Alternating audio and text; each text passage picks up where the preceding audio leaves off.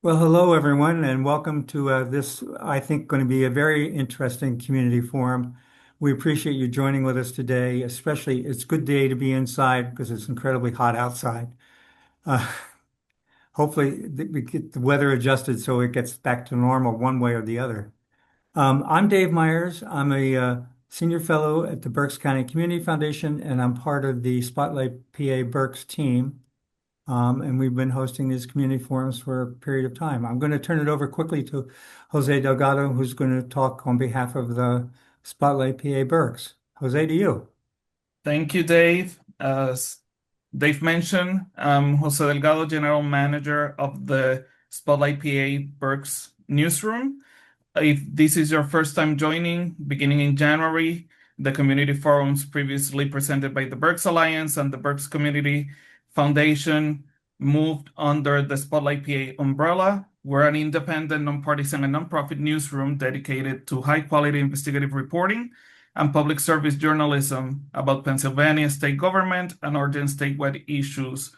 Um, it was founded in 2019, and in 2025, we launched the second regional bureau in Berks County after a one-year study.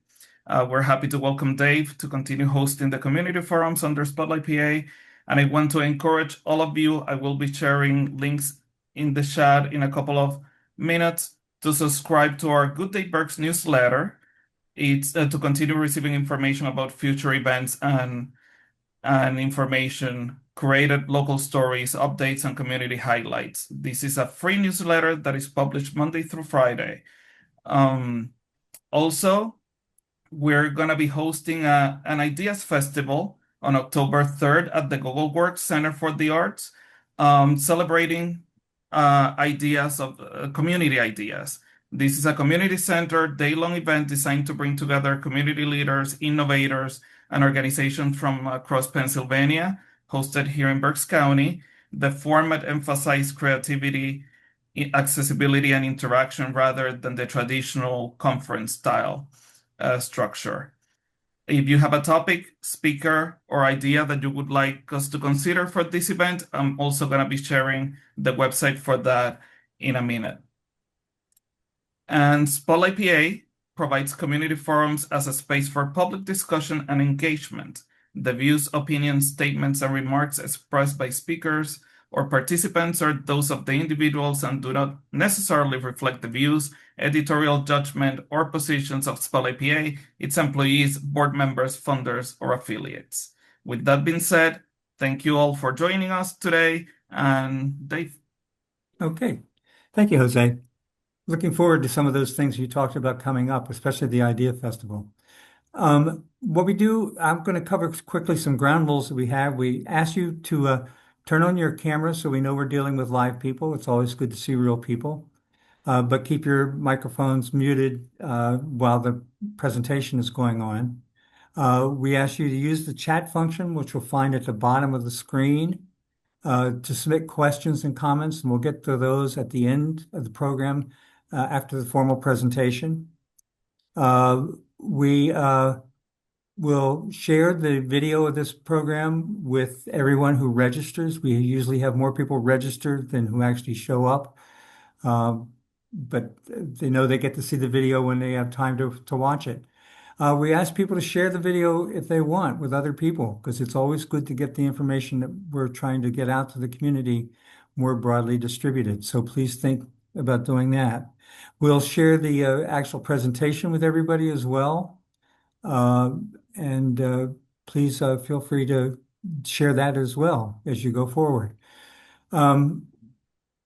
With that, I'm going to introduce our primary speaker, but not our only speaker, who's going to lead the presentation today and introduce the other colleagues from the school district who are going to be joining the presentation. I've been talking with Wayne Gehris about doing this session since I think November of last year. Yeah. It took us a while to get to this point, but it's definitely worth it. And I think the project we're going to be talking about is really important for the Reading School District, Reading school students, but even more so for the broader community as well.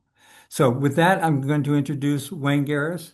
who is the Chief Financial Officer for the Reading School District, and he'll introduce some of his colleagues as well and lead us into the presentation. So, Wayne, to you. Great. Thank you, Dave, and good morning. Jose, again, thank you for having us here on Spotlight, and dare I say, bringing a spotlight to the Reading School District and our new Innovation Academy. Today with me, I have Wanda González-Crespo. She is the Assistant Superintendent for School Improvement and Innovation. So it's fitting that we're here. Wanda and I are both graduates of the district, and seem to follow each other. In addition to that, we both went to Albright together. We're born and raised here. We never left, and we're committed to not only the school district but the city. And Dave, I think you hit a good point that not only has this project been good for the school district, but I think the community at large. It has certainly made improvements to the surrounding area. It has spurred some economic development, and in the short term we've been here, we've had a number of houses that are starting to get renovated, and so we're looking forward to seeing all the things that will come from that. In addition to that, I would just like to thank our board members. We have several of them that are on the board on the call today, and I also want to give recognition to Amanda Helms, who's also in the audience and participating, who is our associate principal that will be responsible for educating students when we open here in the fall of 2026. So just kind of a little bit of an overview of what we're going to do. We have a PowerPoint that kind of talks a little bit about the school, the format, the history of it. I'll touch a little bit about the building. We'll show you a video, which is a virtual walkthrough of the space. And I will tell you that if you have an opportunity to get here in person, please do, because while the video is fresh out of the editing room, I still don't think it does it justice unless you are in this space. And we certainly welcome that opportunity in the future to have you here. There'll be a number of events that will allow for you to see the facility in person. But hopefully the video will give you a good overview.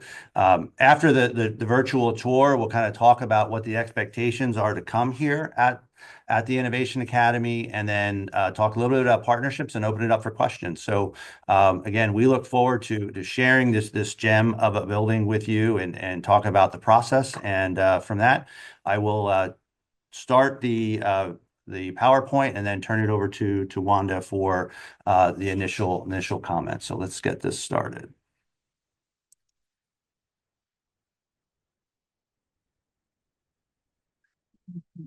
Presentation. Slideshow. All right, here we go. All right, thank you, Wayne. As Wayne shared earlier, my name is Wanda González-Crespo. I am the Assistant Superintendent for School Improvement and Innovation, and have been the lead administrator on the programming aspect of the Reading High School Innovation Academy. So we're really proud and excited. As many of you know, I noticed quite a few Red Knights in the audience. We are #RSD proud. We are, both Wayne and I, as he stated earlier, we are proud Red Knights. We both graduated in the 90s and stayed here and came back to the school district with the mindset that we want to do everything that we can to continue to improve outcomes for students and to be able to contribute to this community. We are creating this new product, this Innovation Academy, specifically to continue the pipeline of dreamers and doers. We want our Red Knights to continue to do amazing things. We want to offer them one-of-a-kind opportunities and transform the potential of the student body here in the Reading School District into their reality. We are really looking forward to producing graduates who are career and college ready and ready to contribute and give back to our community, and are committed to the purpose of educating all students, regardless of their label or their circumstances. Overall, we have repeatedly tried to drive home the message that we strive for a system that guarantees that every one of our graduates will be equipped with the confidence and the resilience and the skills to shape their future, and that our work is guided by their own self-defined vision of success. We do not want to impose our vision of what success should be. We want kids to be able to define their own vision of success and then create a plan to be able to achieve that.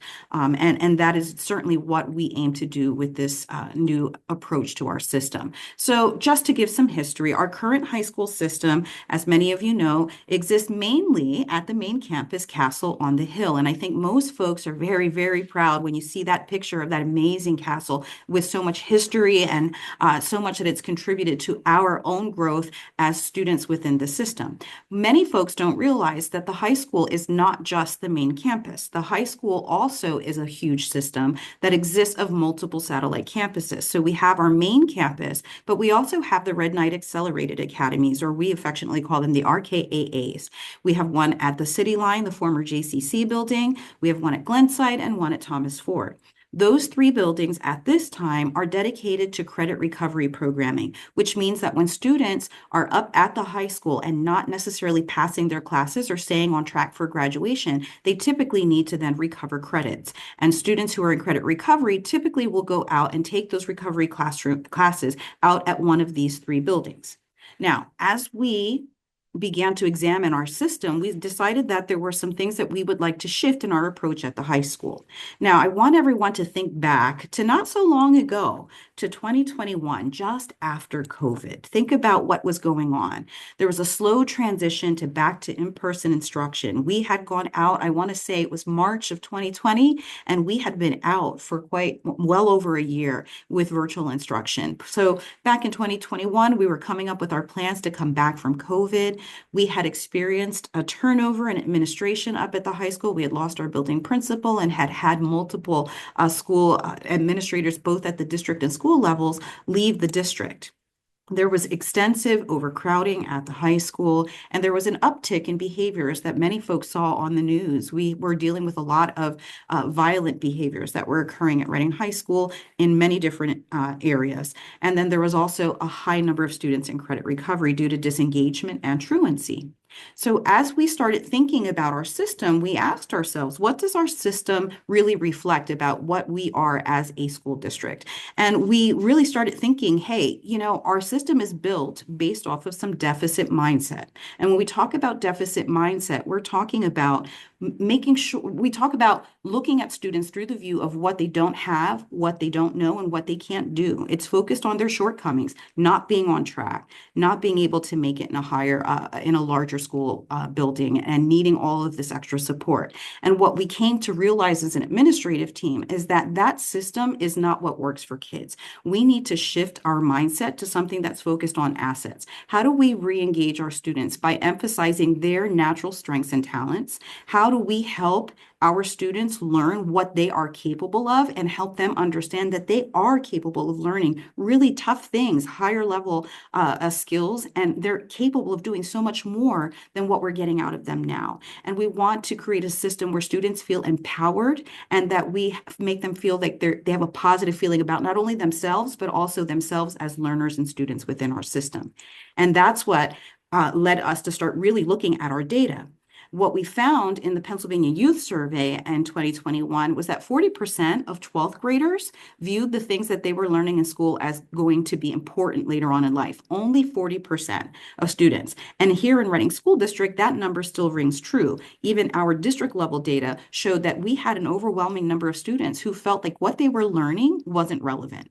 23% of 12th grade students believe that schoolwork was viewed as meaningful and important. So only a fraction, under a quarter of our students felt that what they were learning in school was meaningful. So we started to think about what would happen in a system if we started really thinking future focused and help our kids learn to dream big. So oftentimes we ask kids, what do you want to be when you grow up? And the response to that question is limited by the things that they know, their background. Most kids here in Reading will tell you about things that they know, like a doctor, because they've been to the doctor's office, or a police officer, or a teacher. But most of our students don't think big because they haven't had exposure to lots of other different careers and other dreams. So we would like to create a system that's a K-12 system of career-connected learning experiences. So when we do the research on career readiness and what it takes to make sure kids are college and career ready, Good systems have robust systems that start from elementary through the high school and lead students through career discovery, where they're becoming aware of work and discover their own aptitudes and interests and start to think about what careers exist.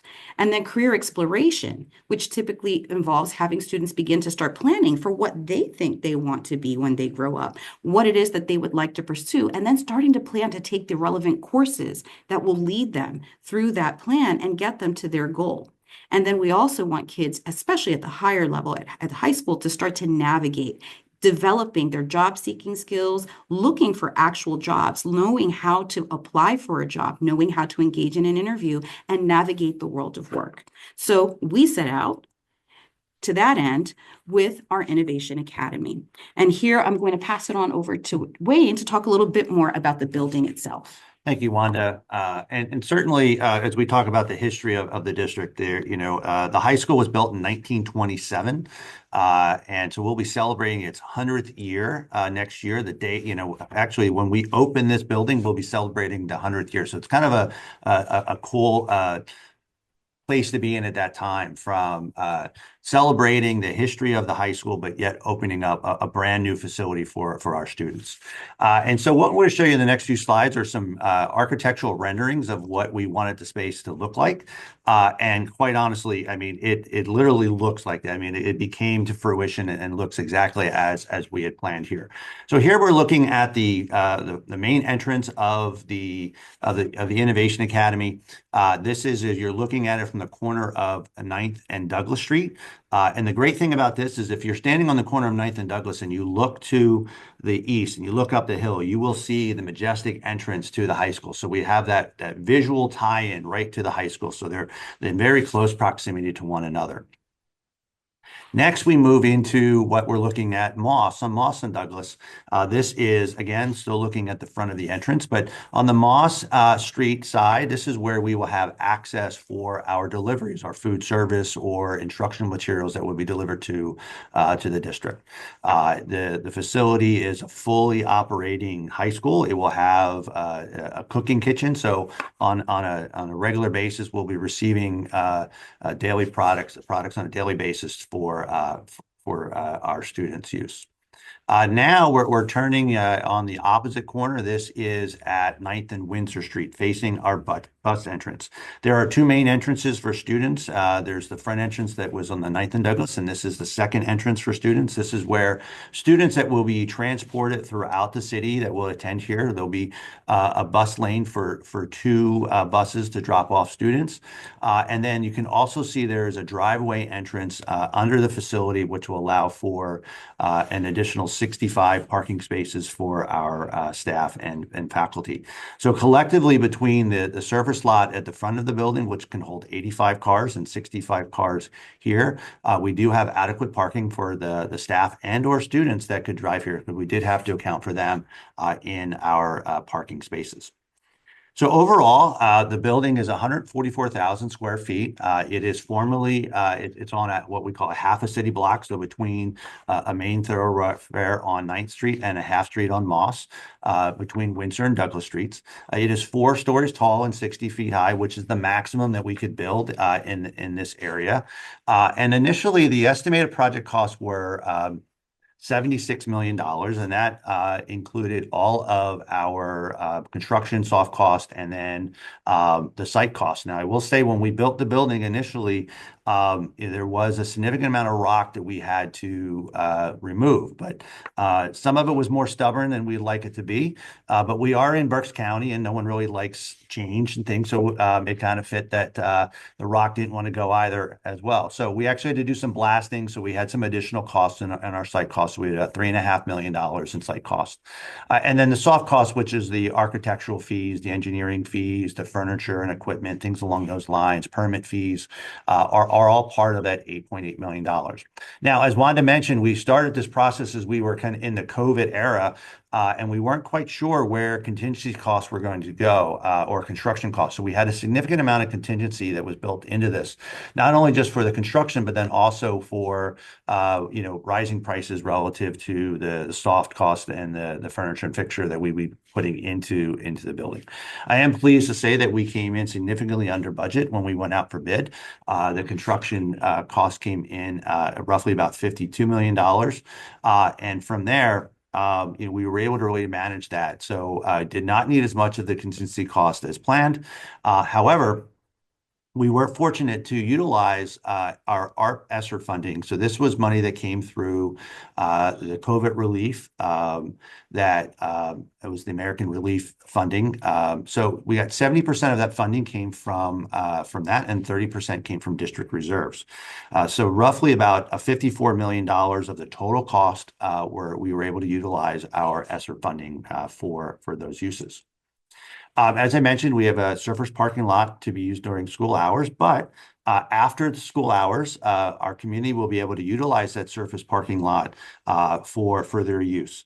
There's about 85 spaces, and again, one opportunity here was there was only 57 parking spaces around the entire pre-existing building. So we were able to increase the number of spaces that are available for our community members to utilize after school hours. And again, we have the parking below. We have drop off for our buses and our parents to drop off students on Windsor Street.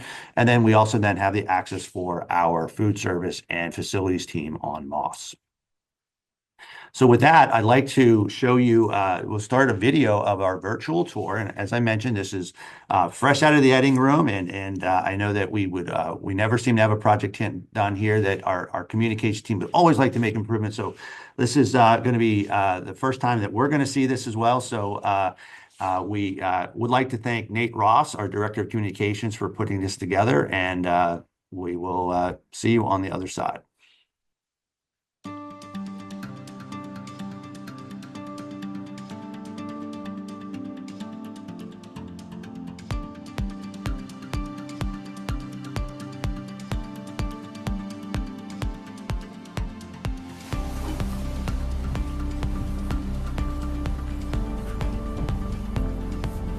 Welcome to the Reading High School Innovation Academy. Come in for a tour. On behalf of Dr. Mameen, the school board, the entire administration and student body, I welcome you to the Innovation Academy located at 9th and Douglas Street here in Reading, Pennsylvania. This is a beautiful building that has been a long time coming. We have looked forward to the days that we will open this building to our student body in the fall of 26. First, let's give you a tour of this beautiful facility. We're standing in the main entrance here at our grand staircase that allows students to access our academic and educational wings for specials and the commons. We'll show you each of these spaces in detail as we walk through this wonderful building. Come for the tour. The first floor of the Innovation Academy consists of the community spaces and the spaces where students will receive instruction for specials. The community spaces consist of the commons, where students will gather for lunch, and also for the receiving lecture series and performing arts activities. It also includes the gymnasium, where there will be after-school activities and elementary and secondary sports activities.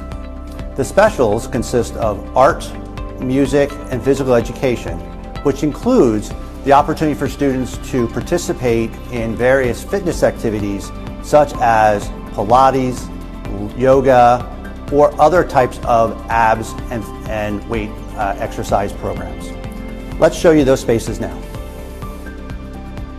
Here in the music room, we provide space for our orchestra and choral students to practice and rehearse for upcoming events. They will collaborate with their colleagues at the high school for major performances. This space allows for instrument storage, so students do not need to carry their equipment, and also soundproof collaboration space for small set of number of students to practice together at their leisure. We're currently located in a multi-purpose room, and this space could be used for multiple purposes. The intent was to provide an area for professional development, not only for the faculty and staff that are located here, but this could be a meeting space for various departments throughout the district to meet at. In addition to that, this could also be a space where students could conduct science experiments, STEM experiments, physics experiments, utilizing and taking advantage of the high ceilings and the vast space and the different types of light that we can get in here. So it really does allow for the unimaginable things to occur here at the Innovation Academy.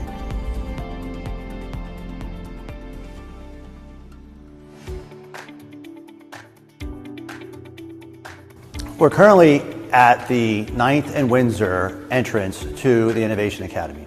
This serves as two purposes. One, it is one of two main entrances that our students will access the building on a daily basis. And the second use is this will be the entrance when we have athletic events here at the Innovation Academy. Our plan is to host elementary and middle school competitions here, and we'll show you more about that space when we look at the gymnasium. But here you'll see we also have the bus drop-off that will occur for any students that are transported throughout the city to the Innovation Academy. There is bus lanes for 2 buses to be able to pull over at one time. In addition to that, there's access to the underground parking garage for our staff and faculty members to park on a daily basis. We've made our way to the gym here at the Innovation Academy. This is a full-size PIAA basketball court that will allow for our high school teams to practice here. Due to the parking limitations, we can't necessarily have full-scope high school competition games here, and that will be located at the high school in the Geigel complex. But we do have seating for approximately 300 spectators, and the goal is to host elementary and middle school competitions here and allow for students to have access to a full-size gym. From an educational standpoint, this will also serve as the space for physical education. The space can be broken down into 2 separate gyms by dropping the net. In addition to the gymnasium, behind this wall we have a fitness center which we are currently working to equip with various different types of physical exercise equipment such as weights, riding machines, things along those lines. It is also intended to be able to utilize that space for physical activities such as Pilates, yoga, ab workout, things along those lines. I know that the PE teachers are excited about the space and have been working on developing a curriculum and purchasing that equipment for the first day of school next year.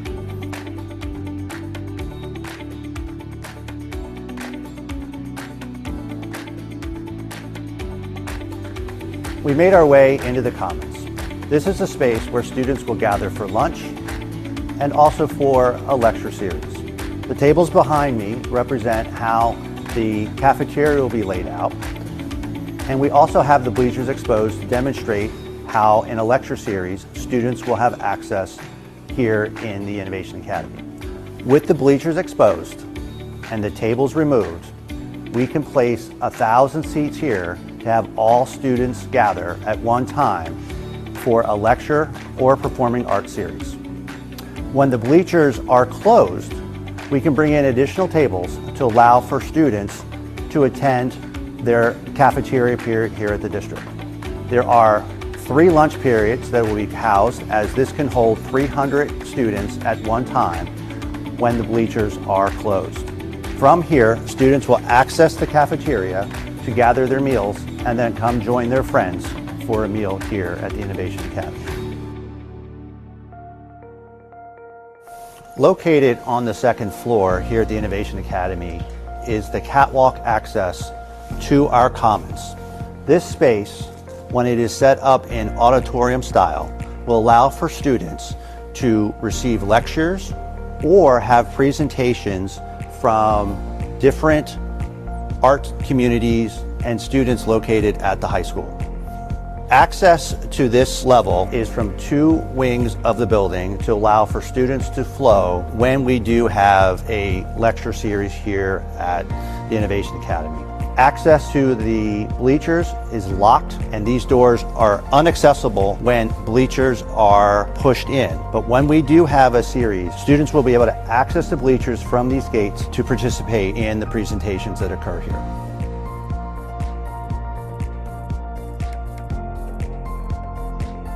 As I mentioned earlier, each floor has a unique attribute to the Innovation Academy. Here we are in the Media Center located on the second floor. The Media Center is the old school library, but beefed up with technology. Here we have multimedia presentation boards for students to conduct research, prepare presentations, and receive instructions. In addition to that, on our far wall, we have 4 collaboration spaces. 2 of them are set up as reading rooms, and the other 2 are set up for spaces where students can collaborate together on projects as they conduct research in the STEM fields. When we give tours of the building to students, we ask them what is their favorite furniture throughout the building.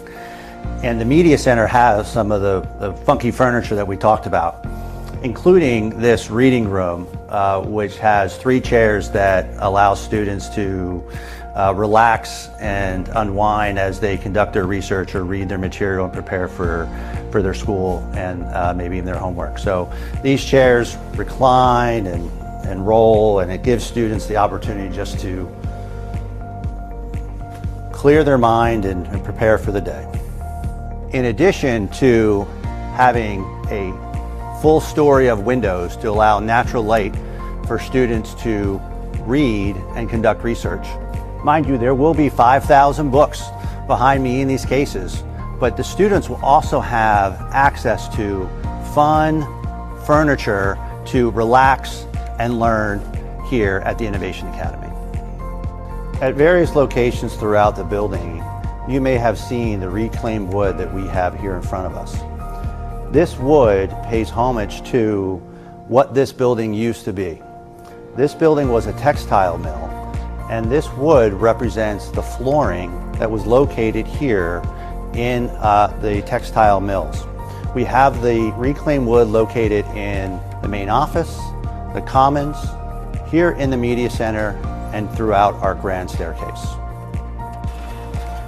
Now that we've reached the 4th floor, the 3rd and 4th floor are our main educational lab spaces. They're laid out exactly the same way, but this floor has the most spectacular views of the city from all angles. Come join me. So here we are in our chemistry lab on the 4th floor. The labs are equipped with state-of-the-art technology that will allow our students to learn all aspects of chemistry. In this space, we have access to water and gas. We have a chem lab hood that will allow for students to make proper mixtures to allow for proper exhaust. Unfortunately, in the event of an accident, we have an eye wash station and a chem shower in case the chemicals spill. In addition to that, we also have spill kits and safety goggles that are in a blue light cabinet that automatically are cleaned after every use for the next student to use. Now, as I mentioned earlier, the 3rd and the 4th floor have the exact same layout from a design perspective, but this floor has the best views of all of the city. In this space, we have a 270-degree view of the south side of the city going over to the northwest, including one of the most majestic views of the castle on the hill right to the east. All of our labs and classrooms are equipped with adjustable tables to allow for full inclusivity here at the Innovation Academy. This lab table is adjustable to allow for students that may be in a wheelchair or individuals that may need to work standing up to accommodate their needs to ensure that they have the opportunity to receive the same quality education as all students throughout our district. So these are one of the new pieces of equipment that we have here at the Innovation Academy. It is a chem hood that will allow students to conduct experiments by mixing chemicals within a confined space. And in the event that there are fumes that are generated, we can close the cabinet and then those fumes will be exhausted out of the building.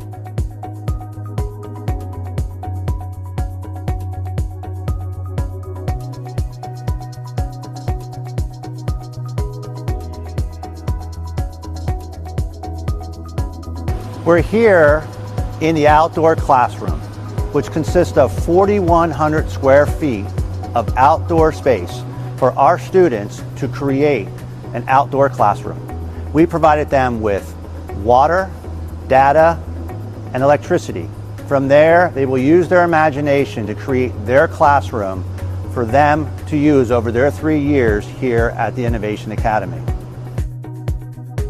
Very similar to what we have at the high school with the courtyard classrooms we have there. They have ponds and trees and plants. We want our students to develop this space to inhibit all of those learning opportunities that they have at the high school here at the Innovation Academy.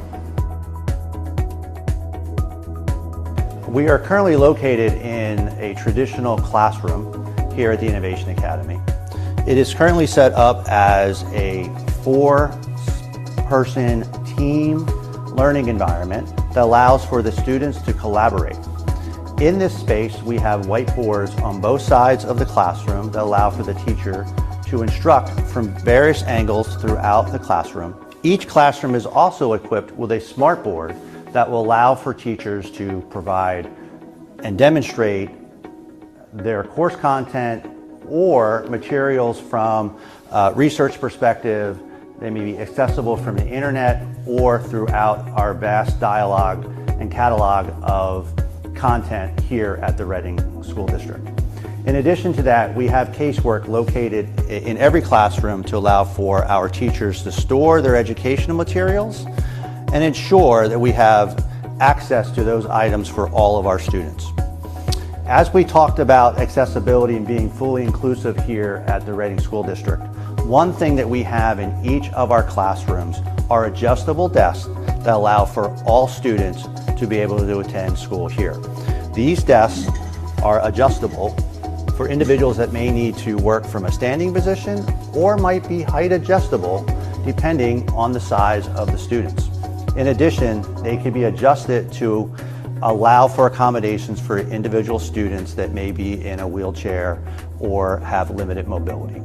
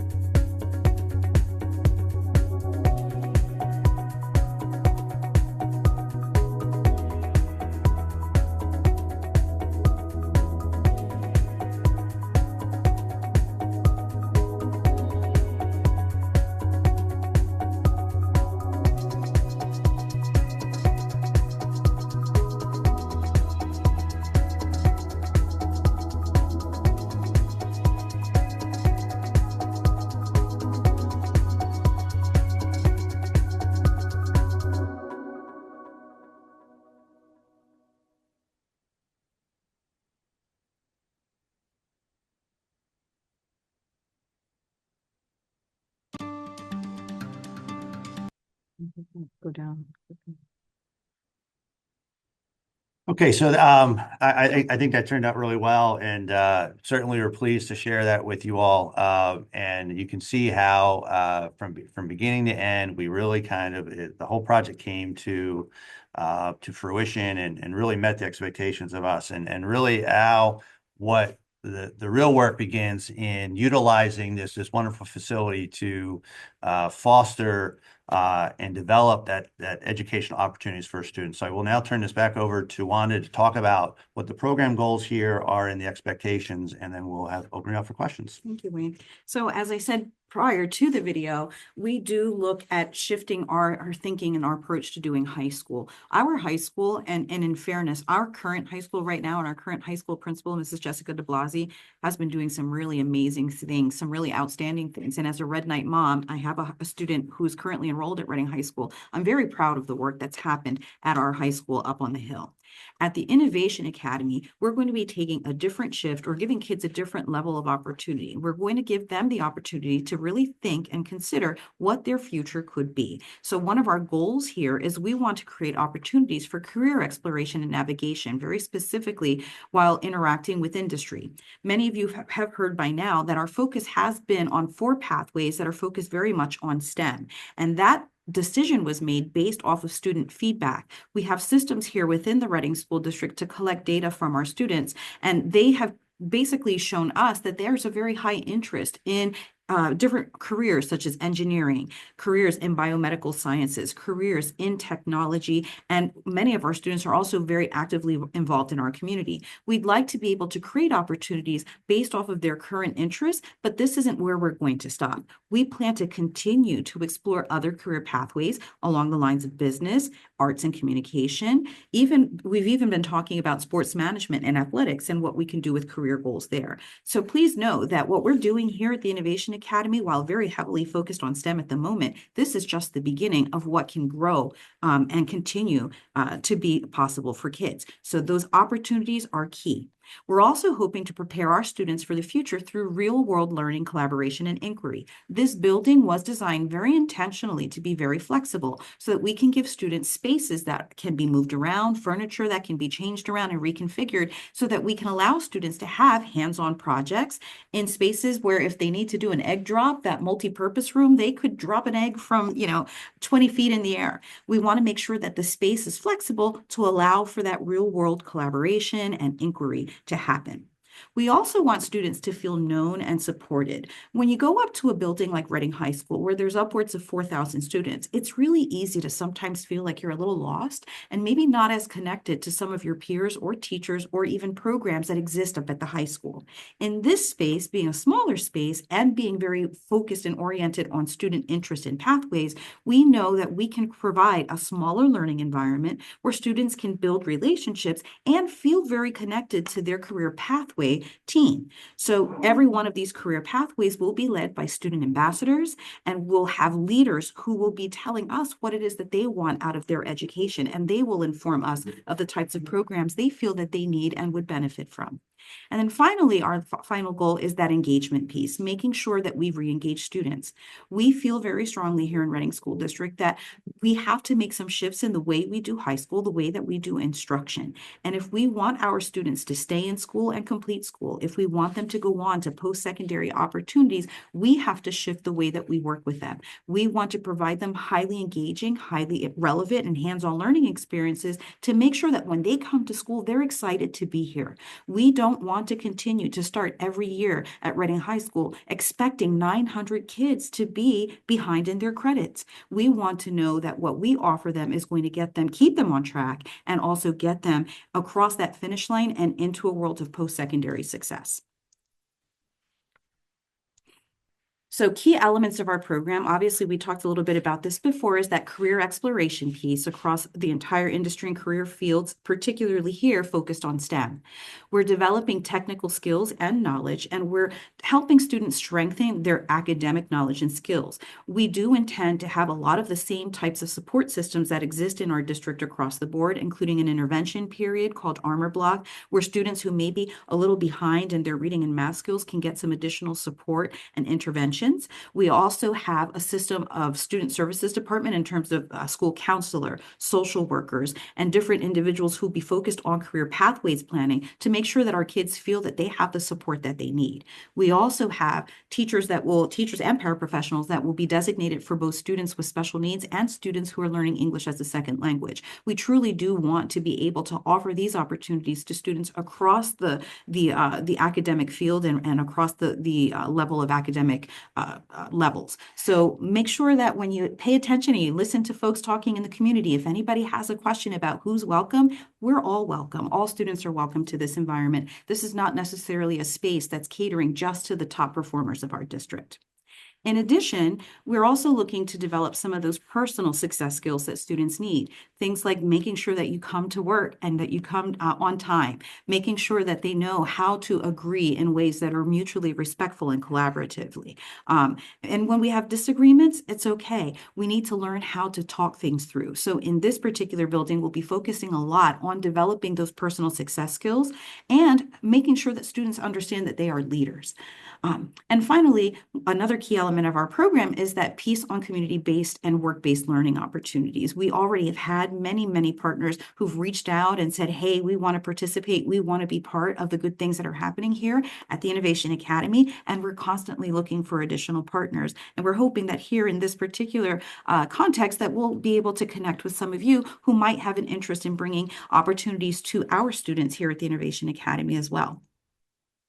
Just a quick overview of what our programs are. I'm sure many of you have heard there are 4 pathways that we are starting with. Now, please understand that when you're taking on something like a career pathways model in a school district the size of Reading School District, you typically start with something small and build out. So while this particular set of pathway programs exists now, the world is available to us and our students. So we do intend to grow significantly beyond this. Right now, we are offering 4 different pathways here at the Innovation Academy. The first is engineering and design, and our programming is being built around the work that's been done by Project Lead the Way. So all of our curriculum for the 4 pathways, most of our curriculum is coming from Project Lead the Way, which is a national organization. It's a nonprofit that provides STEM-based education programs for students in pre-K through high school. They use hands-on project-based learning to prepare students for college and careers by focusing on the skills like problem solving, critical thinking, and collaboration. We will be having our teachers who will be teaching these pathway courses go through some very rigorous Project Lead the Way training to make sure that they understand the depth and breadth of the curriculum that's offered by Project Lead the Way, and so that they're skilled in really engaging our students in project-based learning. So here you see under engineering and design that the students will progress through the program through 4 different courses. The first year of their engineering journey starts with Introduction to Engineering Design, and then they move on into their second year to Principles of Engineering. When students get into their third year, then they will have the option as to whether or not they want to focus on manufacturing through the Advanced Manufacturing course or through Computer Integrated Manufacturing. Students in computer science and information technology will all start with their computer science principles course and then move on to computer science A. But in their third year here, they will have a choice to focus either on cybersecurity, which has become a really big topic lately, and then also principles of AI and advanced computer science, all really relevant, current, and up-to-date technology programs. For our students in the health and biomedical sciences, we're offering the principles of biomedical science in their first year. In their second year, they learn about the human body systems, and then in the third year, they specialize in either medical interventions or biomedical innovation. And then finally, in the STEM and human services field, this pathway is a pathway that is unique to Reading School District. Here, what we're offering students is an opportunity to be able to see how STEM and technology help support the human services, how we can learn to be advocates for our community, advocates for our environment, how we can engage with different political agencies, the government, or different nonprofits to be able to work together and solve problems within our community. So the very first course is a Project Lead the Way course called Environmental Sustainability. In the second year, however, students have the option to either go into the science of criminal justice or civil engineering and architecture. If you notice the asterisk behind the civil engineering, that's a Project Lead the Way course. But the science of criminal justice is a course that we already offer at Reading High School and will be offered here as an option as part of the human services pathway. Finally, students in their third year will have the opportunity to engage in either international relations and political science or emergency management systems, depending on what their interests are in the human services.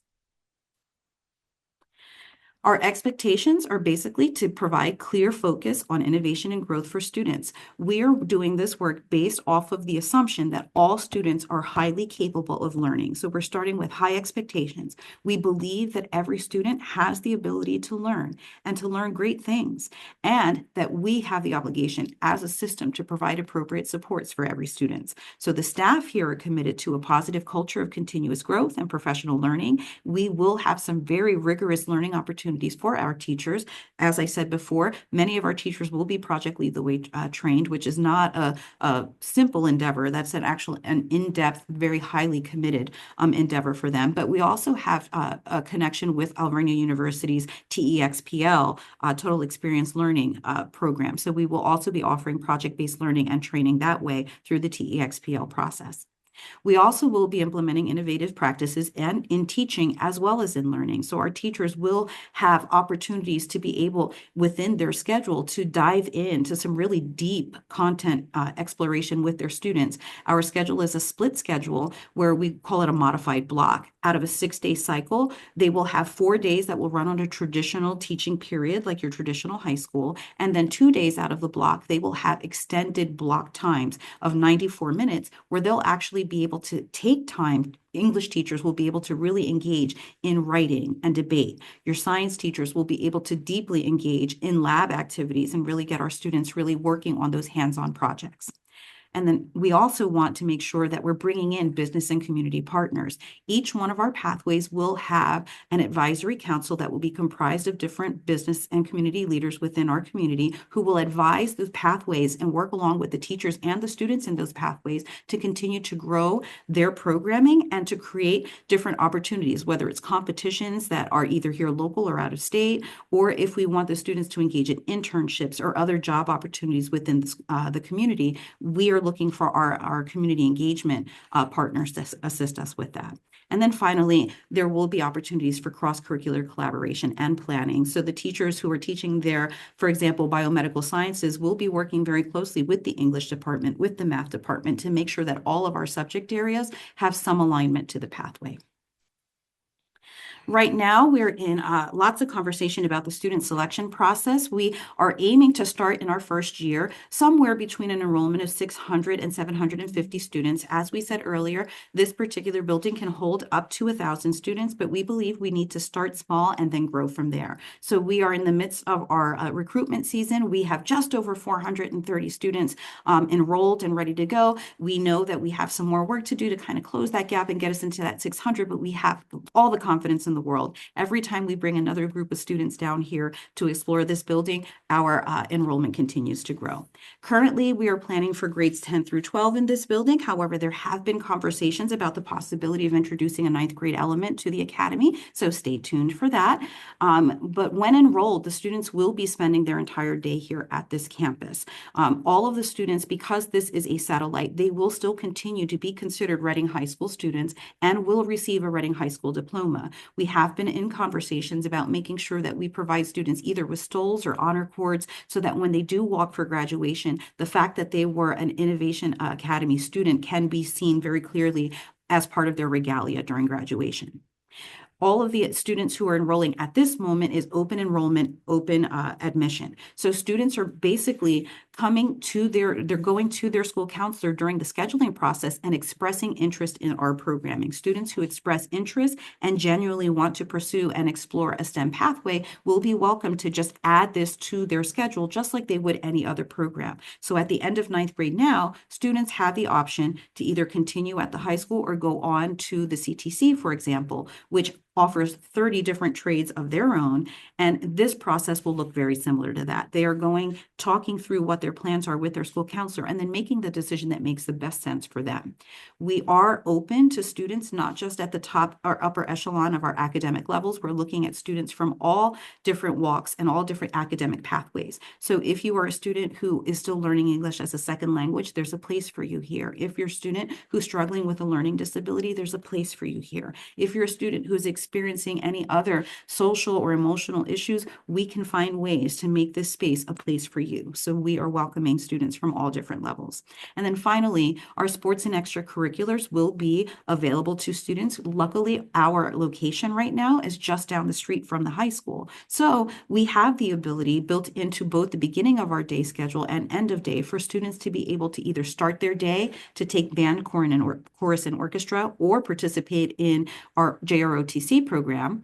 They can start their day at the high school and transition down to the Innovation Academy without losing any of their instructional minutes. Or if they choose to participate in athletics or any other events or extracurriculars after school, we will have a shuttle that will be able to take them up there as well at the end of the day. So there will be a shuttle system available for students who want to participate in specialized programs that are only offered at the high.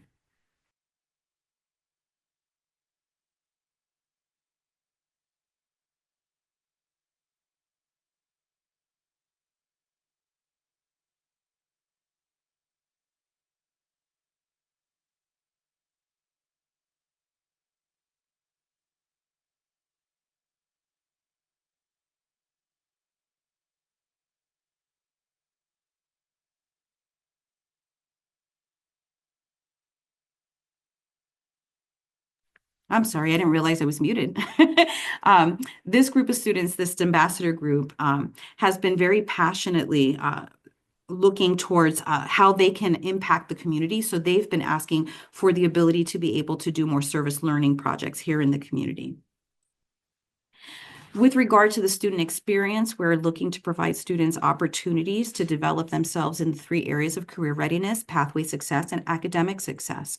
With regard to career readiness, every student here will be expected to have a personal learning career plan. Every student will be engaged with their teachers and student services department staff to figure out what their goals are and how they plan to plan out the experience and take advantage of this space to be able to meet their goals at the end. So they will have opportunities for dual enrollment, AP classes, industry certification, all of those different things will be available to them, and they will have a written plan that they will then develop and follow in their time here. Within their pathway, they will have opportunities to engage in capstone experiences. They'll be able to engage with folks from business and industry, work on different projects, and participate in various competitions based on their pathway work. And finally, in their academics, we intend to have our students really engage in service learning opportunities, leadership opportunities, public speaking. We want our students to have connections to business and industry, also being able to engage in those hands-on learning opportunities. So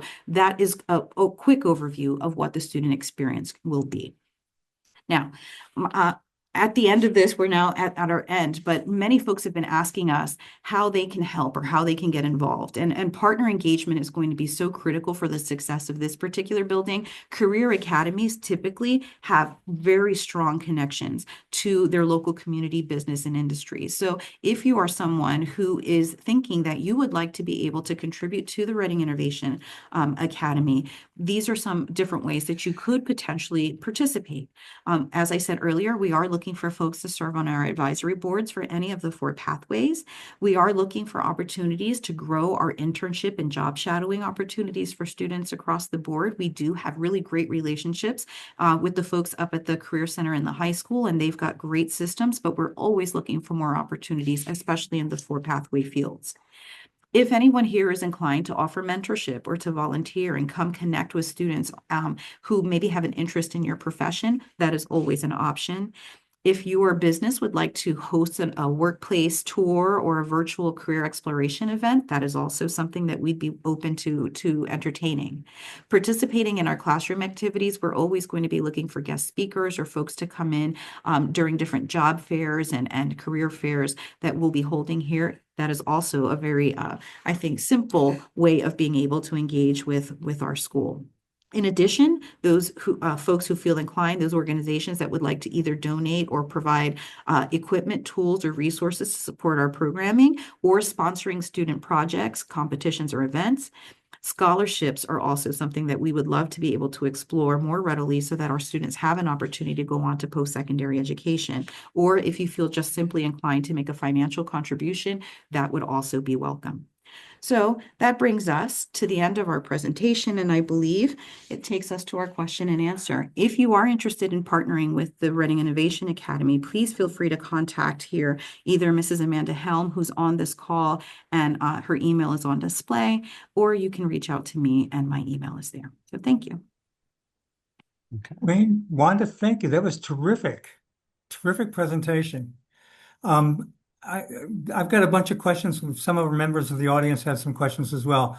I think what's most interesting to me, the building is pretty spectacular, but what you're doing in terms of the education and the focus of the education is even more important and significant. I want to have you talk a little bit more about what led you to that, changing the model like that.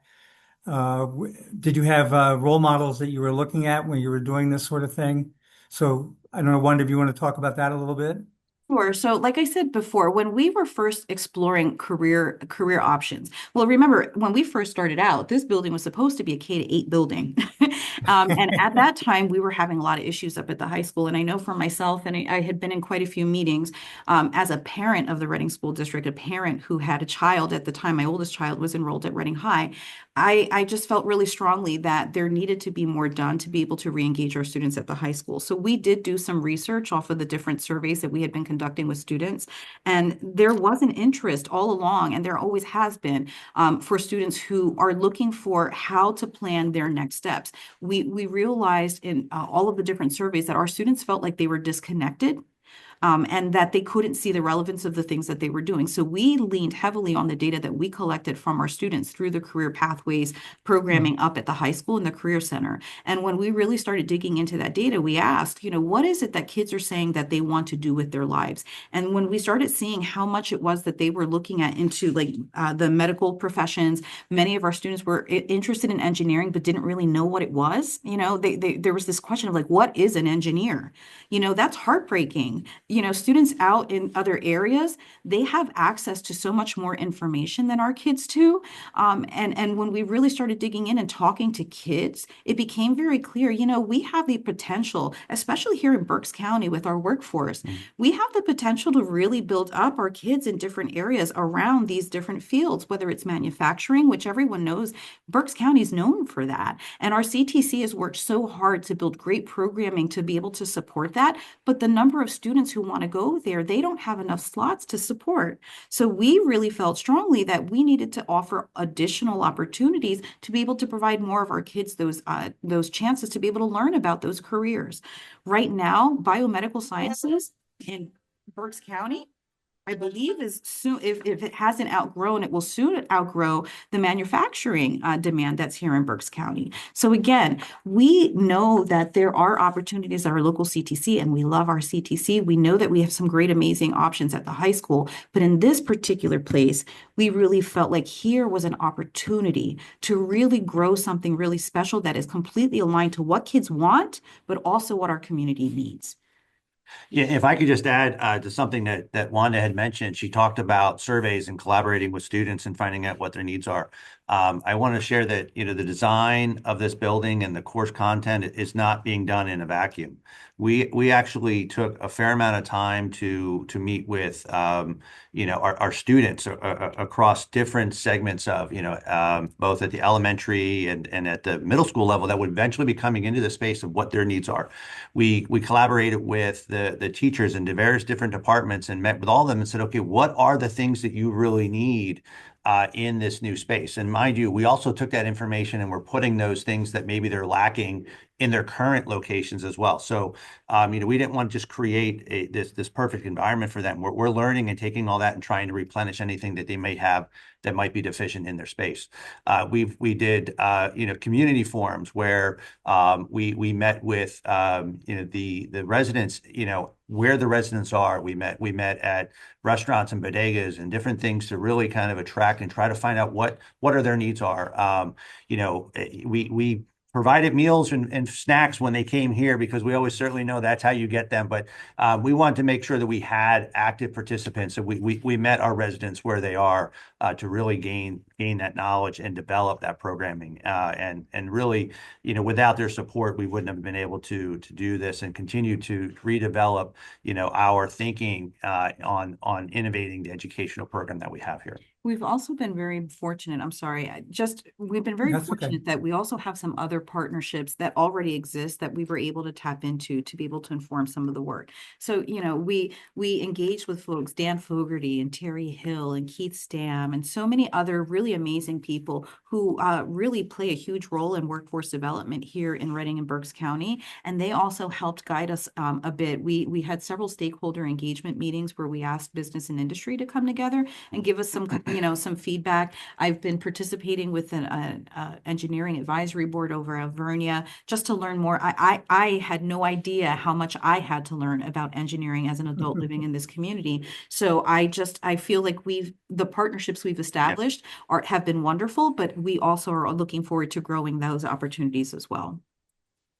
Yeah, I was going to say that I know the Workforce Development Board just did a report and it identified some of the same industries that you've talked about, and the importance of working with schools, including the colleges and community colleges, in terms of trying to address some of the needs that's going forward. One topic area that I know that there's some interest in the community is there's a lot of people interested in starting businesses, being entrepreneurs. Do you have any sense of how you can incorporate that into this initiative? Yeah, that's a great question, Dave. We've, initially, I think that might have been asked at one of our first community forums. And, I think there's an opportunity there to, one, for those groups to collaborate with our students to kind of get the students' minds kind of thinking the way they're thinking, the entrepreneurial standpoint.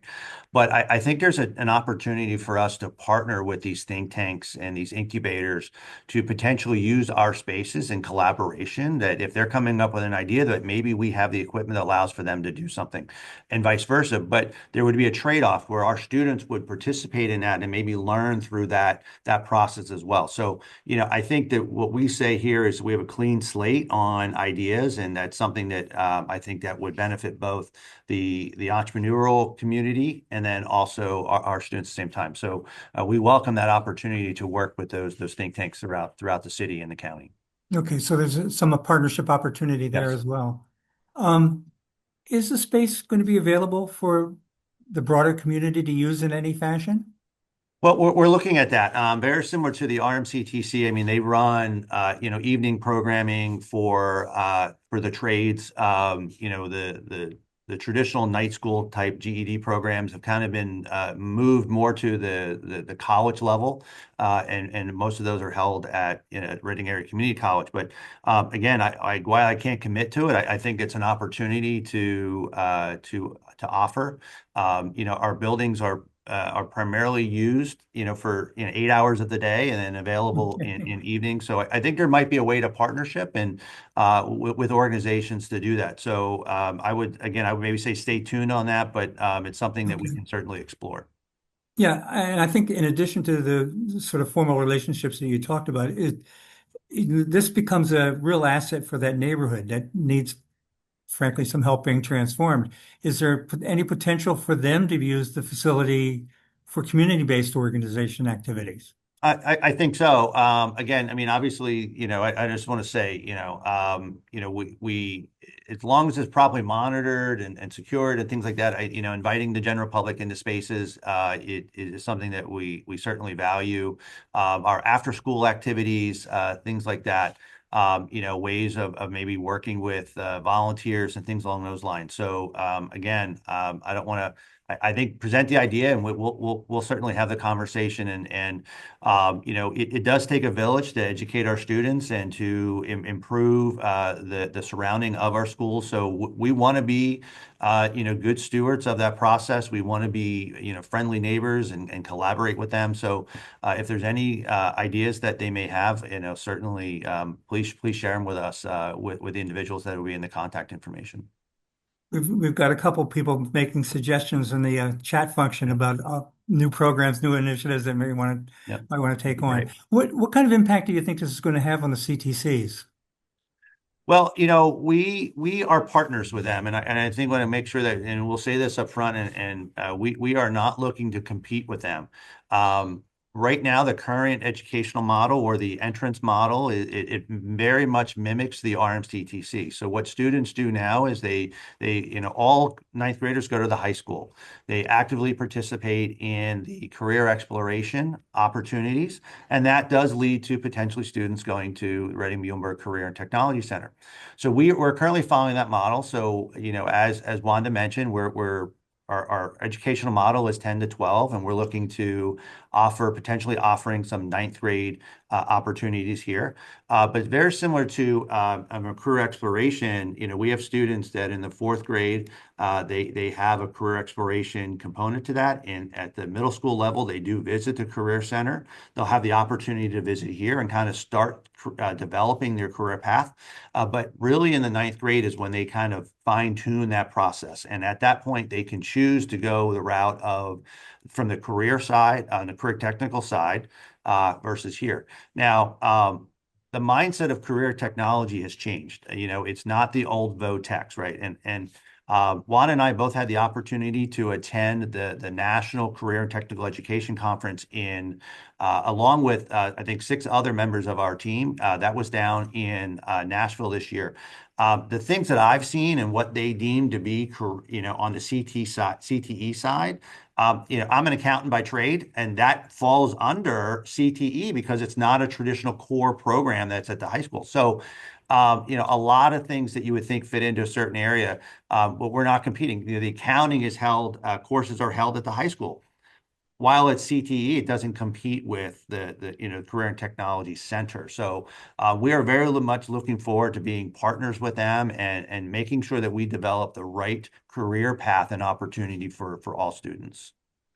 One suggestion that keeps coming up in a couple different ways is partnering with the higher education institutions in the community. Any thoughts about how that might be enhanced through this facility, through this Yeah, so program? we've had multiple conversations with various universities in the area, and I know Mrs. Helm, Amanda Helm, our associate principal, has met with just about every one of the local universities, a representative from just about everyone, to talk about how to expand the dual enrollment opportunities and early college opportunities that exist.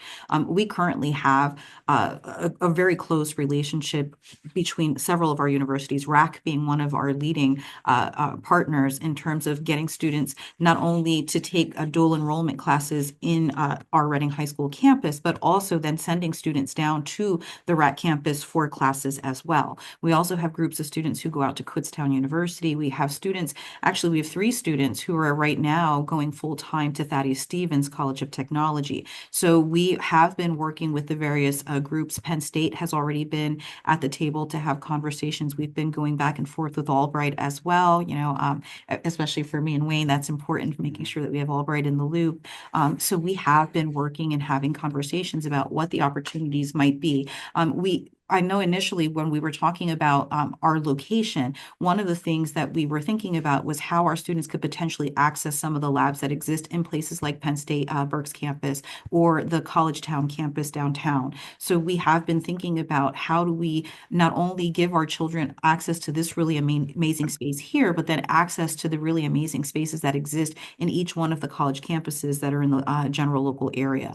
So there have been conversations about, are there classes that kids here might be able to take in their senior year over at College Town? That's very much a possibility, right? So yes, we are deeply engaged in conversations around those partnerships with our local universities and looking to expand existing programs and create innovative new ones here at this campus. Villanova, thank you. I see that. Everybody's interested in partnering because it sounds like a tremendous asset. Earlier in the presentation, you talked about moving from a deficit mindset to an asset-based mindset. And I know that, it wasn't that long ago, 5 years ago, coming out of COVID, there was a big concern about violence in the community, truancy at the school district. and I know keeping administrators, keeping teachers were challenges. How do you think this is going to affect that?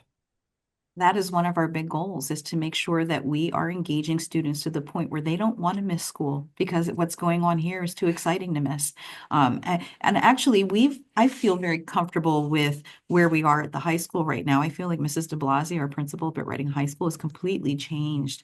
And that entire building has completely turned around. We are now functioning as a school should function up at Reading High School. So I'm very proud of the work that's been done up there. Here, we are also looking to include some really innovative opportunities that make kids so excited that they don't want to not be here. We want them to be excited to come to school.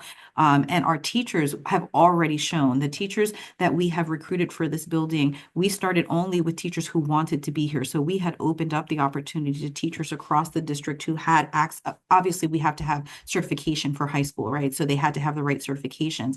But we had overwhelming response from teachers across the board who had interest in coming here and being part of the vision of re-engaging students and giving kids opportunities for career-connected learning.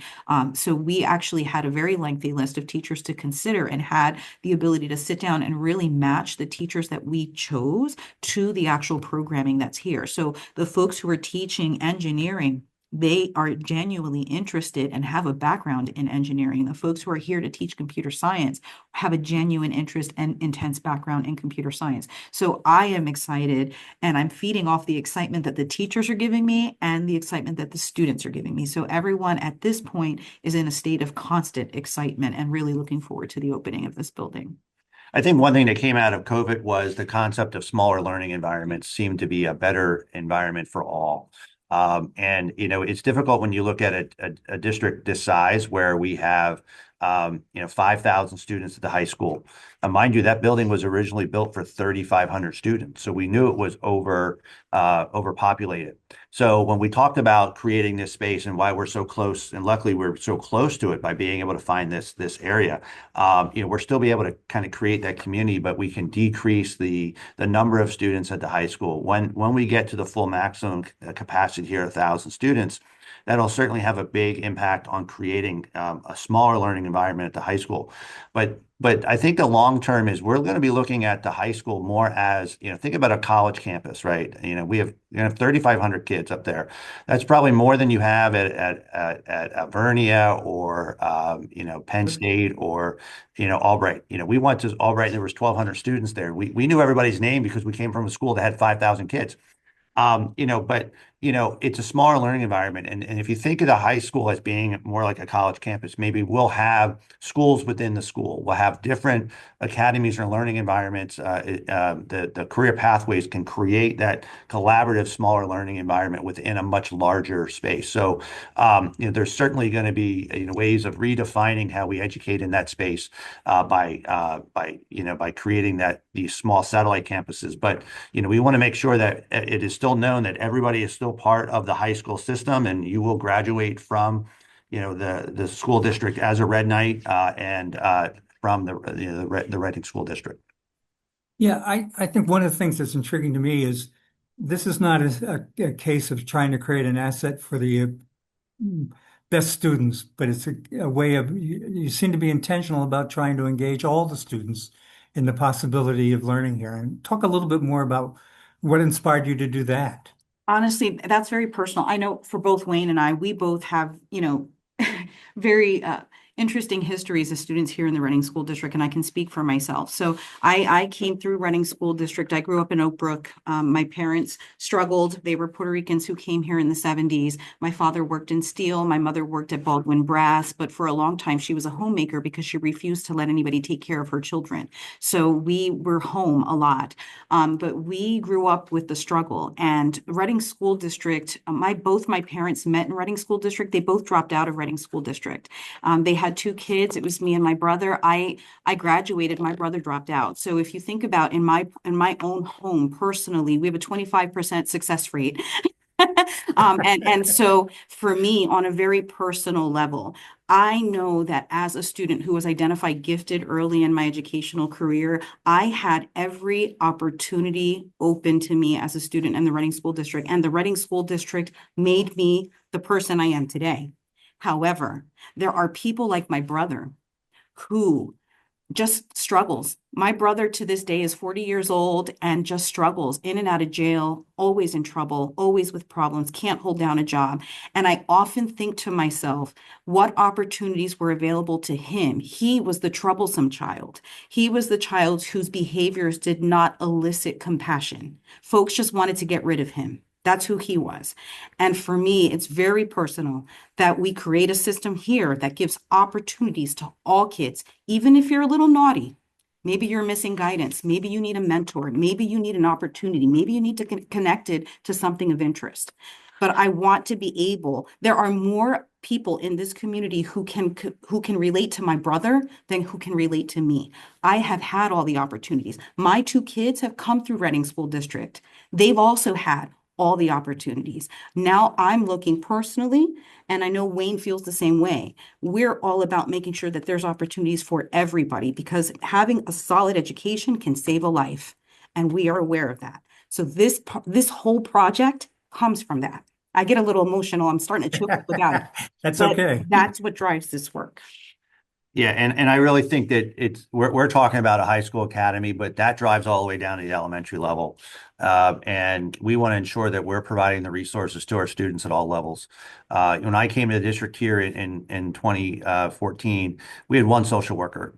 And really the type of things that Wanda was talking about, if we had more social workers or we had more individuals that were educated in dealing with the social emotional elements of our students, it would have potentially changed the direction of many students. So I'm very pleased to say that we're up to like 44 social workers here at the district. Really? Have one in every building, multiples in every building. And they are in the classroom. Our school counselors, we're increasing those number of students. They're not just in an office working with the career pathways. They're in the classroom now talking about, hey, what is the right path for you? And mind you, when you look at the career pathways that we're developing here, we're talking about entry-level positions all the way to 2-year or 4-year college programs. So there is a place for everyone, and we want to give them that opportunity. So, we want to make sure that people know that we're giving opportunities at all different levels of that process. We're going to help them. They're going to come out with industry certificates that will help them maybe get that, if they want to be, work as a technician in a lab at a research place or at a hospital, they're going to have that ground entry level knowledge to be able to do that. They don't necessarily need to have, all of the dual enrollment programs, but there are kids that want that. So there'll be kids that are coming out of this maybe very close to an associate's degree, and maybe able to decrease the financial burden that a 4-year institution may generate on that. So there's a lot of things that can help change the trajectory of someone's life, whether it's the coursework or even getting that dual enrollment covered by the district to reduce their educational cost outside of the K-12 space. So lots of opportunities, and we're certainly are passionate about that, and we're here for all. No, it's significant. I think the commitment of the resources, the social workers, I know 5-6 years ago, there were not many people in doing that. So that sense of engagement and interaction with the students is really going to be a significant change. Have you had any conversations with any of our other school districts in the area? We have, very similar to when we create a new space, we get a lot of interest, and we're here to share. One thing that I've learned, I came from from private industry, and in private industry, you're very competitive, right? You don't share anything. You keep everything close to the chest, and what we do in a K-12 space is we are willing to share anything and everything with other districts.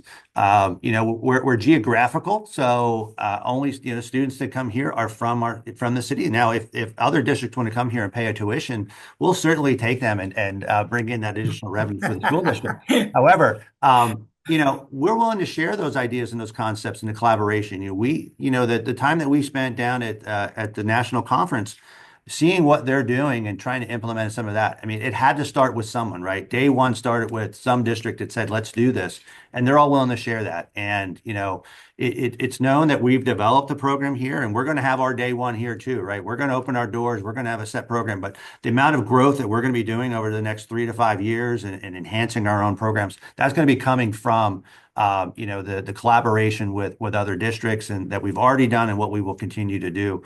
I know we have some tours scheduled with some other districts that want to see the space and see how they're doing the things that we're doing. And while we may compete for funding and sources like that on the partnerships, but we're here to work together. Yeah, I think that's significant. And, you know, to have them learn not just what the space is like, but what the model is that you're using to educate kids there is just critical. Wanda, could you talk a little bit more about Lead the Way, what it was, and how you guys got engaged with that? So Project Lead the Way is a nationally recognized nonprofit organization. They specialize in developing curriculum specifically focused on science, technology, engineering, and math. So if you were to get, for example, onto their website, they have an overwhelming amount of resources in terms of curriculum, equipment, professional development, training standards for all of these different pathways that we're talking about. So most school districts, when they endeavor to start a career academy like we are here, they typically do turn to an organization like Project Lead the Way to kind of get themselves started. So we figured, why reinvent the wheel when the wheel's already been invented? Project Lead the Way maintains an up-to-date curriculum. They are constantly evolving and changing and keeping up with the pace of the changes of technology in the world and across our country. So we felt that it was a good starting place for us. So Project Lead the Way curriculum is going to be implemented in each of the 4 pathways, but we don't necessarily see ourselves only specializing in those Project Lead the Way courses. Over time, what we're expecting, and please know that this is part of a much bigger vision for career-connected learning K-12, but over time, what we'd like to see is to be able to develop our other pathways that exist at the high school. So for example, with our arts and communication, we would really like to see what we can do to be able to expand our performing arts programming, to be able to include more of the career pathways and make sure that we have solid opportunities for kids to engage in the musical performance areas and musical theater or acting. We want to make sure that we flesh those other pathways out. So Project Lead the Way was a good starting point for us for this particular building because we were focused on STEM, but we plan to expand across over the next several years across many different pathway models. And we don't intend to keep this work isolated to the high school either. There's already been some deep conversations about backing some of this work up into middle school and elementary. Right now, we do have elementary STEM classes for our students on a regular basis. They go every several days out of a cycle to go to a STEM innovations class where they work with STEM teachers in exploring all different areas of science and technology. We also have in our middle school classes, innovation classes that students are able to take as well. So we're trying to make that alignment. We're starting at the high school, building out that programming, and then backing opportunities up into elementary and middle school to make sure that there's a pathway for students to follow that starts from K and gets them all the way up into the high school. Yeah, that dealing with the middle school, I think, is going to be really critical because that seemed to me to be always the place where students would start to get lost. Yeah, and that's a big focus of Dr. Momin's as well. He's been investing quite a bit of time and effort into really rethinking or reimagining what middle school could be in the Reading School District. Could you talk a little bit more? You did that great slide about the way you're looking for people to become engaged, organizations to become engaged. Talk a little bit more about what you're looking for and how people can go about doing that. So I know Mrs. Helm right now, I'm staring at her face right now. She has been working with so many different agencies and businesses. And I don't know, Amanda, would you feel comfortable jumping in and talking about where you are and what you would hope to accomplish with our partnerships? Yeah, Jose's going to have to, oh, good. Good. Sorry. I hope everybody can hear me. First of all, I thank you both, Wayne and Wanda. You guys do such a wonderful, you're passionate around this project, and the way that you speak about it is so exciting. And it certainly fuels me a little bit. So thank you. And to everybody else here, thanks for joining us. When it comes to partnerships, our local businesses are already so tapped out with internships and on-the-job training experiences. And I think what we're looking for when we talk about the programming in this building is really that career navigation. What does it look like for us maybe to come and shadow? What does it look like for you to come and meet with small groups of kids? What could it look like for you in industry to bring us a problem, let our kids solve it, and then present back to you a solution? Really giving kids authentic opportunities to experience different types of careers and different opportunities within each of the pathways, without necessarily an additional intense load on our community and business partners. Kind of shifting our thinking a little bit about how do we bring industry into the building? How do we bring careers into the building to allow for that exploration? And great if an internship comes out of the deal. Great if we have opportunities for kids to really truly engage at that level. But I think there's so much more that we can do in this building to really allow kids to navigate. I've certainly been in touch with Penn State Berks. I think in the questions there was somebody who asked about the engineering. We are looking at expanding their existing FIERCE program, which would allow students to really truly engage with the engineering program that's there. I've had conversations with Alvernia, and so Penn State, Alvernia, RAC, and then Albright. I think somebody out there had mentioned Albright. If you've got a connection for me, please, please, please reach out and share that. Because I definitely think that tapping into not only our local businesses and our community partners, but also our local universities is going to be key in giving kids different types of experiences and opportunities to navigate. Yeah, as you kind of saw Amanda kind of looking around, if you walk into her office right now, she has poster boards all over her office that are, have ideas and suggestions. And, so we certainly welcome to add more to that. So, anything that you may have. And I guess, kind of maybe, going back to your initial question is it doesn't take much, a little bit of time. I spend, an hour a year in the accounting classes at the high school where, I'm giving them my insight of over my career. And if, that's a small part of ways of getting involved in the process from a partnership perspective. But, if we can take it much further into the partnerships for internships or job shadowing or potentially providing pieces of equipment for a certain industry. When we talk about the collaboration, we continue to have the conversations, not only with our schools of higher learning, but also with our community to say, what are the needs of the things that you need your future employees to possess?